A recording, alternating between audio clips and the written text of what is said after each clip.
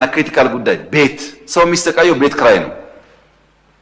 ቤት በተወሰነ ደረጃ አሻሽለን የክራይ ዋጋን ብናረጋጋ ብዙ ሰራተኞች ብዙ ዜጎች ከችግር ሊገላገሉ ይችላሉ።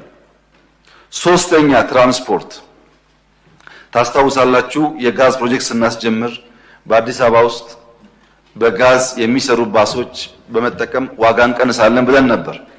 ከፈለገ የተከበረው ምክር ቤት አቃቂ ሄዶ ቼክ ማድረግ ይችላል።